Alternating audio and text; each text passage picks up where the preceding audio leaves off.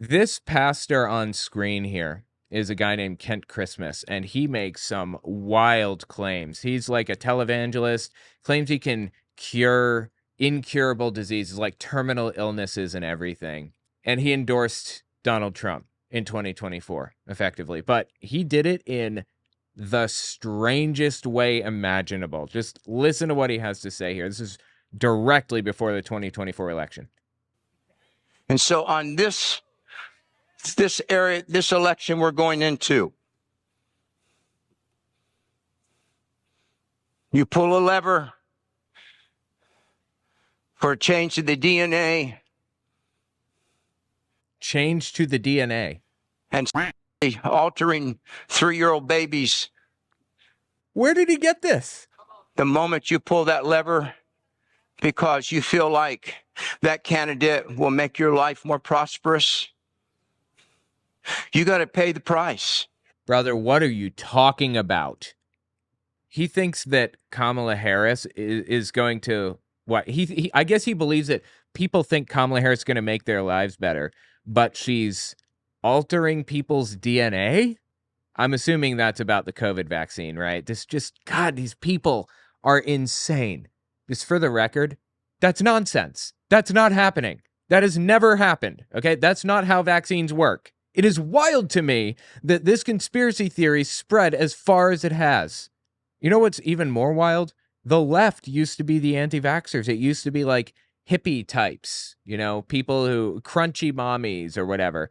People that were anti-circumcision, correct position, by the way. You should not be in favor of that. And who believed in homeopathy and chiropractors and all this other. Those people were usually the ones coming out against vaccines. And it got to the point where West Virginia mandated that people get vaccines in school because it was a left-wing trend. The moment it turned right-wing, guess what? They reversed. Like, God, what do people reverse really quickly? Somebody help me here. There's a joke in here somewhere. Anyway, it's just insane to me that the right turned into the anti-vaxxers here. Aside from that, he said they're altering 3-year-olds. No, they're not. I don't have to defend that or whatever because it's fake. That is not happening. Where did he hear this? Who told him this? You know what's really sad? I have a trans family member. This trans family member has been living her life for a while, just doing her thing, My grandmother died a week or two ago. I'm not too broken up about it. I wasn't really close to her, but the rest of the family was very close to her. So anyway, my sister and my, nieces and nephews and everybody, they're all going to her funeral, and they're passing through New York City. So my sister asked me to pick up my niece, basically hang out with her while she has a layover for a few hours because she's unfamiliar with the city. Anyway, my niece, being trans, went with my sister, her mom, and met some of my family members the other day. My uncle, I probably use first names here, right? My Uncle Russell.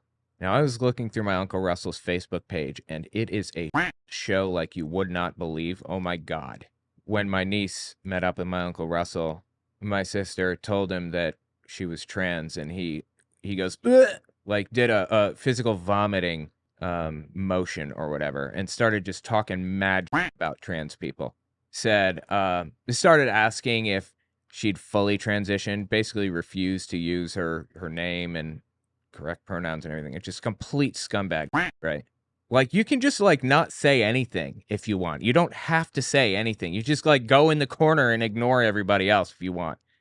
No, he chose to be a head. Anyway, that's neither here nor there. My mom is totally uninvolved in politics, at all, because she's a Jehovah's Witness, has nothing to do with any of it. And she walks over to my sister while all this stuff is going on, and she says, somebody just told me that one of the people at their school identifies as a cat and has, a litter box in the bathroom for them. How does this spread? How do people fall for this? They will buy anything. Dude, my mom is so completely uninvolved. And, all my sister had to say was no, that's false. That's not real. That didn't happen. And my mom was like, oh, okay. And they just go about her business. Because my mom doesn't care. She's not political in any way, shape, or form. But this infiltrates people's families and friend groups. It's insane how these conspiracy theories spread. Their prevalence It is just wild to me. God, I want to go through my Uncle Russell's Facebook page on stream, but I don't want to like dox any information, any personal information. So I'll probably do it off air and then blur it later. But it is such a show. It's crazy. Anyway, what Kent Christmas is saying here, back to Kent here. For a change to the DNA and sexually altering 3-year-old babies. See, this is what I'm saying right here. Like, how does this stuff infiltrate people's minds like this? How does this stuff spread? Like, this is not happening. This has never happened in the United States. Nobody has ever altered a 3-year-old's sexual identity or whatever through surgery. That's not true. Nobody is putting litter boxes in classrooms or in bathrooms or whatever at school because they're identifying as a cat. That's not true.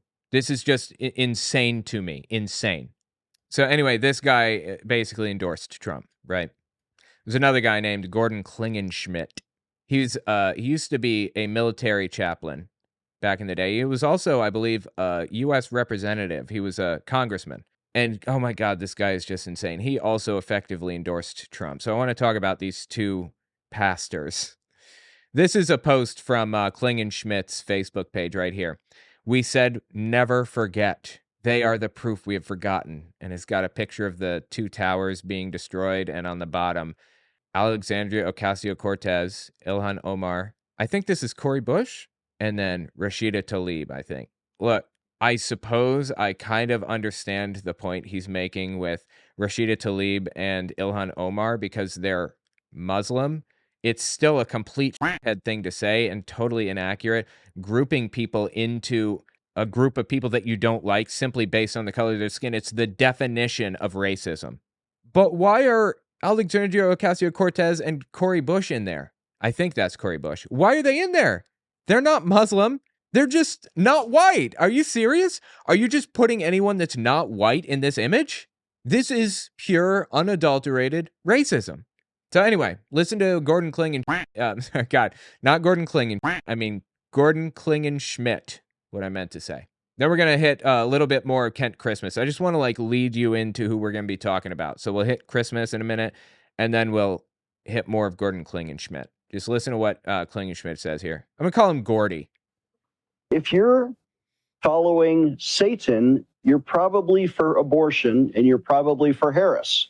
In fact, they've also polled agnostics and atheists and found like 75 to 80% of agnostics and atheists are supporting Kamala Harris. I don't know if that's true, but okay. Well, I don't know. What's the point? Do you know that 100% of the Nazis drank water? That's scary. And you need to stop drinking water ASAP. Apple juice only. Which camp are you in? You in the water drinkers or the apple juice drinkers? You don't want to be a Nazi, do you? We discern the spirit of Satan inside of those agnostics and atheists and Satanists who are supporting abortion and the leftist candidate. Oh my God, dude. It's so stupid. Well, it seems like that's a clear endorsement, right? For the record, the Johnson Amendment says in U.S. tax code, you are not allowed to endorse or oppose any political candidate or campaign or party. I believe it says party also. Not allowed to do that. Or you have to pay your taxes like everybody else. That's all. Is he going to lose his tax exempt status? Of course not. Of course not. Both of them are televangelists and rich. And as we know, the rich are exempt from the law. So let's jump back to Kent Christmas, and then we'll hit more Gordy in a second. Listen to this clip from Kent Christmas. Just give you a feel for what kind of person this guy is. I make a commitment to you, says the Lord, that I will not let the evil. Oh, yeah, he claims to be a prophet of God, too. That I will not let the evil steal your midterm elections. 2022 claims God is giving you a message. There will be no thievery, no cheating, no whatever, and there will be a red wave in the 2022 midterms. That's what he's saying right now. Message from God to you through Kent.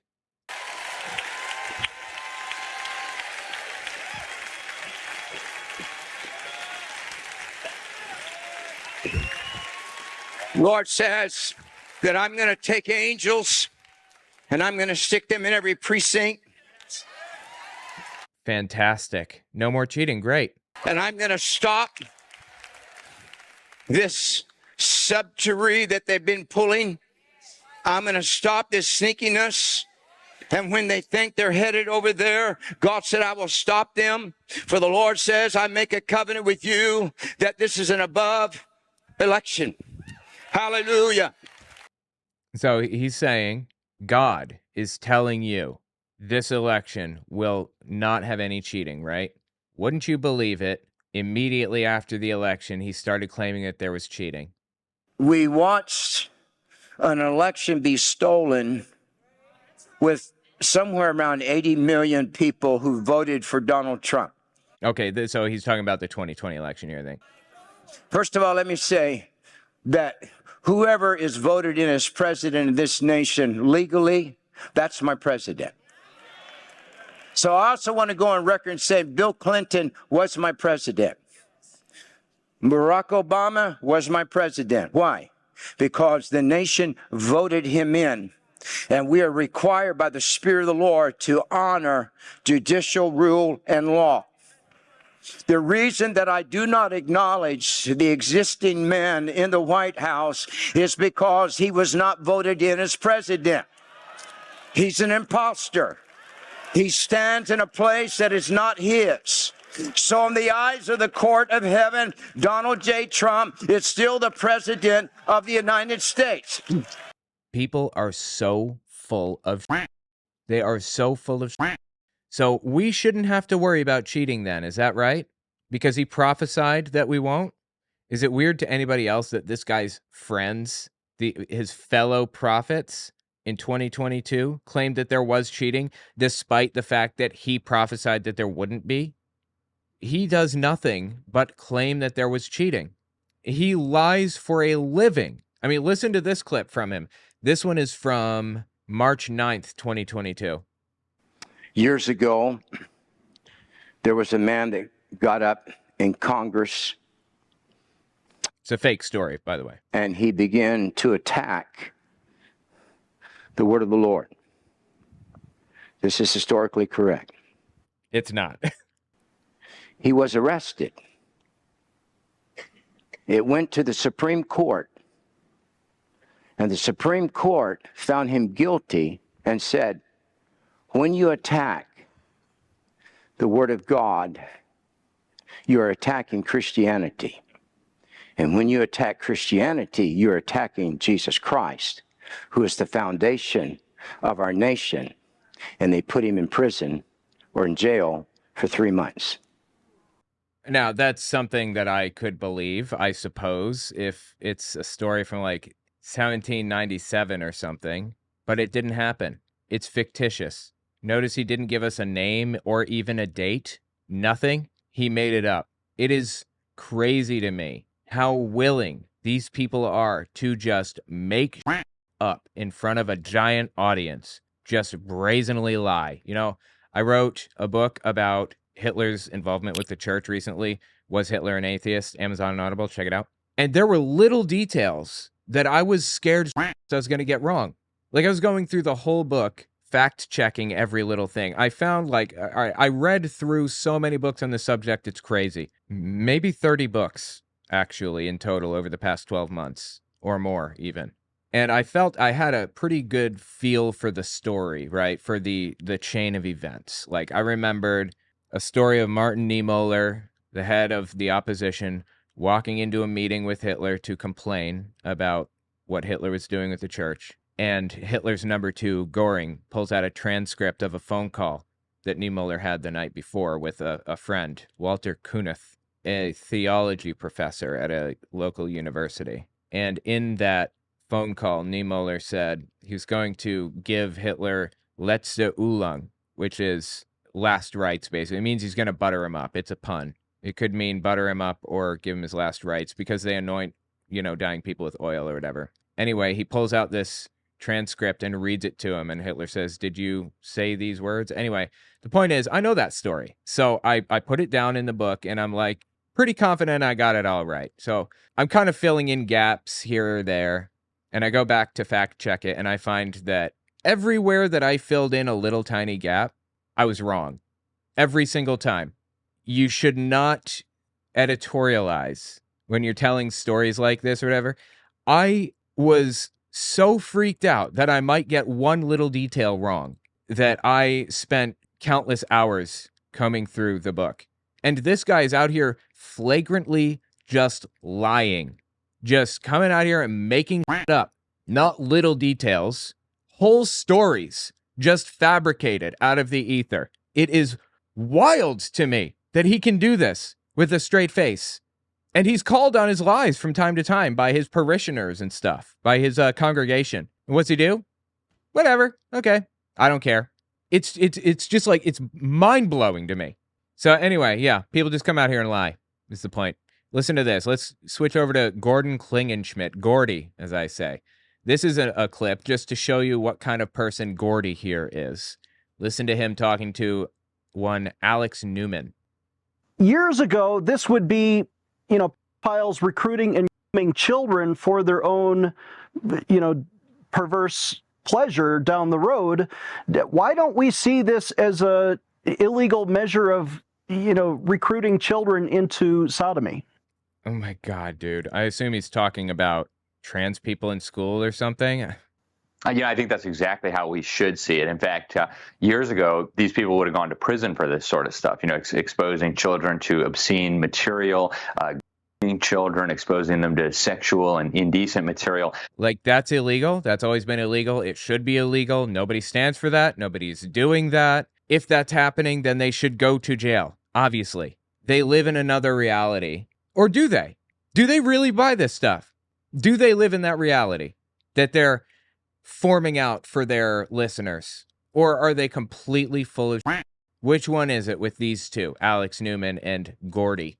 Are they dumb as dog shit, or are they liars? That's a crime. In fact, that's still a crime on the no fucking shit. Really? It is? It's still a crime? Huh? How about that? Books in many states today. Indiana recently passed another law saying it would be a felony to expose children to obscene material. Wow. If you were to be believed, I would have thought that they were erasing those laws. How about that? And yet these laws are not being enforced. The government schools all across America are still exposing the children to this stuff. It's getting no, they aren't. More and more obscene.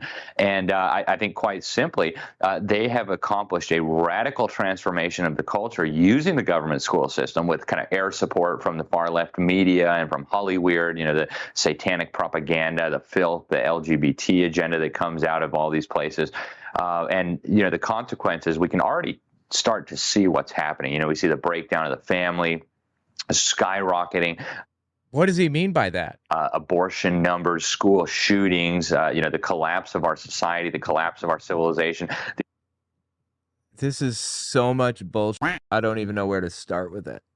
Society's not collapsing. He thinks that school shootings are happening because not enough people are going to church. I mean, this is the kind of ridiculous bullshit that you hear from these people.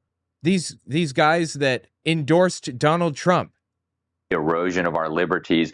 You see, the erosion of our liberty. Yeah, that's non-religious people's fault. Absolutely. You see, women are no longer prepared to be wives and mothers. Young men are no longer prepared to be husbands and fathers.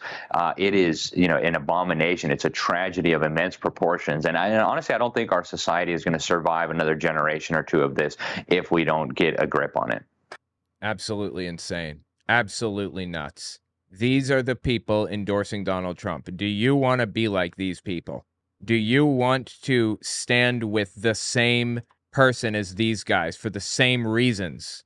I said this earlier, but my brother has gone down like a far right, like Trump rabbit hole. He's a huge Marjorie Taylor Greene fan now, apparently. It's like, I didn't think that he was a sucker, but he is. He's a sucker. They're all suckers. Do you really want to vote for the party that David Duke belongs to, the head of the Ku Klux Klan? Or he may not be the head anymore, but he was, at the very least. And for the same reasons. Again, this isn't incidental. You're doing it for the same reasons. Because you both seem to think that kids are being taken advantage of in schools and stuff. What is going to wake them up? Oh, God, I've got something in my eyes driving me nuts. Is there anything that will wake these people up? Anything? Hey, check this one out. This is another clip from Gordy. This one is from early June 2021. That last one was 2019. When I discern the spirits behind what the Biden administration is doing, they're doing the opposite. They don't want a holy military. They want a demonic military. And what's the end goal of that?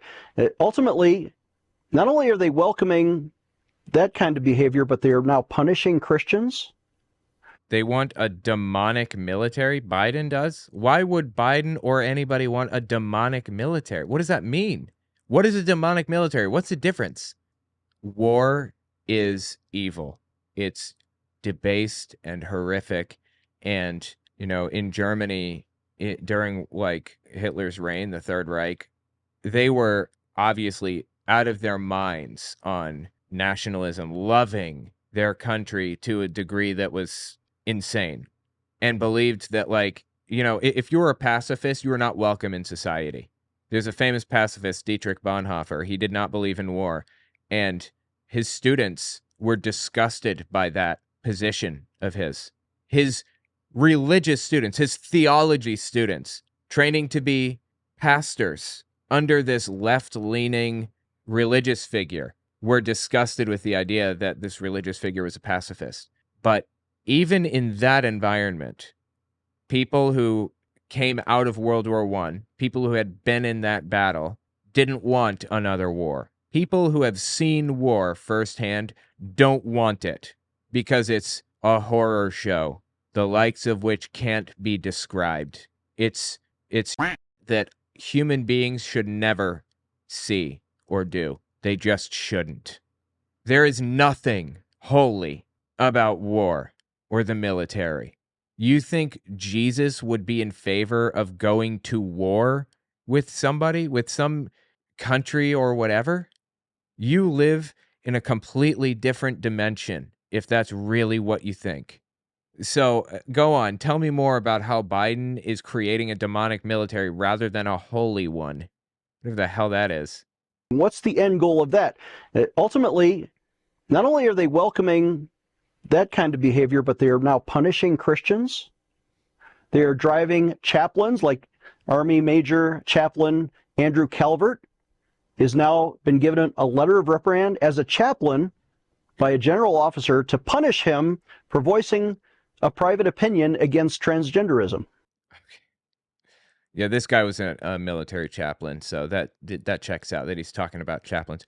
Let me just address what Antics just said. Jesus came with a sword, they'll say. That's true, I suppose. That is in the Bible, that he came not to bring peace but a sword. But Jesus was a pacifist, as far as I can tell. He believed that in the end there would be, a final... basically, he says there'd be wars and rumors of wars, and then the end will come, right? And the end is... according to Christian theology, depending on which denomination you believe, there's going to be like an Armageddon where God's going to throw fireballs to the ground and just take everybody out. But that's not a war exactly that God is going to like enlist God's people to fight, right?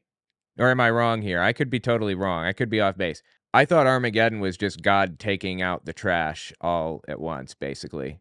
And there are going to be holy wars, I assume. But that's just part of prophecy. I don't get that Jesus endorsed that. Either way, the Old Testament does endorse that kind of insane war. There's a famous theologian named Marcion from, I think, between the years 200 and 500. I don't remember when exactly he was around, but he pointed out that the Old Testament and the New Testament were completely different from each other. Like, it was almost like they're two different gods entirely. One was a warmonger, hateful, violent, looking for vengeance and everything else. And the other was loving and peaceful, cared about people, wanted to better society any way he could.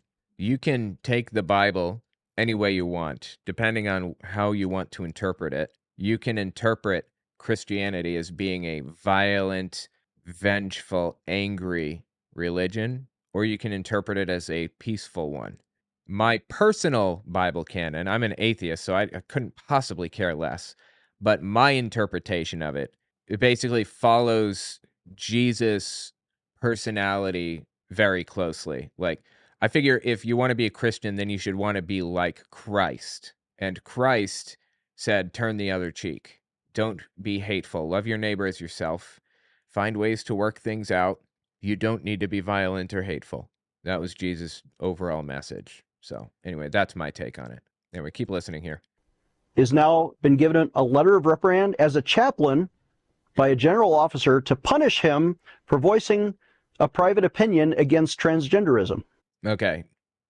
I don't know this situation specifically, but if somebody voices a private opinion, there's nothing wrong with it. They're allowed to do that. They can voice any opinion they want privately. You don't get a letter of reprimand for privately voicing a private opinion. I would be willing to bet that this Army chaplain refused to see a trans person. You refused to worship with them or whatever because they're trans or because they're gay or whatever other thing. Army chaplains actually have to be multi-faith, not just Christian, not just Protestant, but like they have to cover Catholicism. They have to be able to do Baptist last rites and all this other stuff. In fact, they do Jewish services too. They have to be able to provide all of these services for everybody. And that means they have to be open-minded. Whether they believe in these Jewish practices is beside the point. They have to fulfill requests by Jewish soldiers, or they can't be a chaplain. So it sounds to me like this chaplain refused somebody. You can't do that.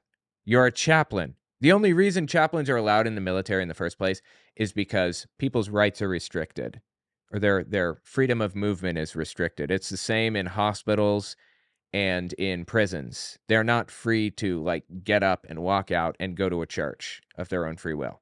So they send somebody with the soldiers, or they send somebody to the prison that can see to their religious needs or whatever. If the chaplain is not doing his job, then he doesn't belong in that position.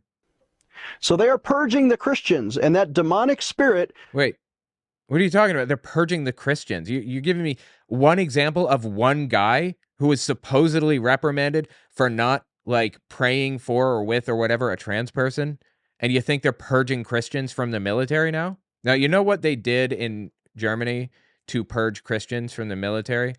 They sent pastors they didn't like into the military. They enlisted them as military chaplains, and then they sent them to the front lines, the most dangerous part of the fighting. It was called the Uriah Order. Something like 700 pastors or something out of the 2,000 that made up the confessing church, the opposition to Hitler. Something like 700 of them died or were arrested or whatever through the Uriah Order or whatever it is. That's what they do. If the military really wanted to take out Christians, they'd send them to the front lines, to the most dangerous area of fighting, whatever. They wouldn't reprimand them for not doing their job. Purging the Christians, and that demonic spirit of Antichrist is coming in to take over our military, ultimately for one reason, that when the devil controls the American military, the Antichrist can rise and take over the world. Oh my God, dude. So many conspiracy theories to pick apart. This is insane. Do you know that somebody wrote a biblical basis for war, a Christian nationalist manifesto? Oh, the cat got a little plushy. God, he loves plushies. It's crazy. Somebody named Matt Shea. He was a representative, I believe, in Washington State, and he was charged, I think, for giving information to terrorists. As a congressman, he got information on how they were fighting these terrorists, these domestic terrorists, and he told them the information so that they could like avoid law enforcement capture. As a representative, did that. That's crazy. And he's not in jail. He's not a congressman anymore, at least. Anyway, yeah, I mean, I've covered his biblical basis for war before. That's what it's called. I don't know where it is. Anyway, it's just some psychotic. It's like completely twisted around. It's like a new denomination of Christianity, a new interpretation. It's completely different from what it used to be. It's just wild. Anyway, these are the people that are endorsing Donald Trump. Do you want to be a part of this? Do you believe in what these people believe in? If not, why are you voting for scumbags? Tell me what you think in the comments.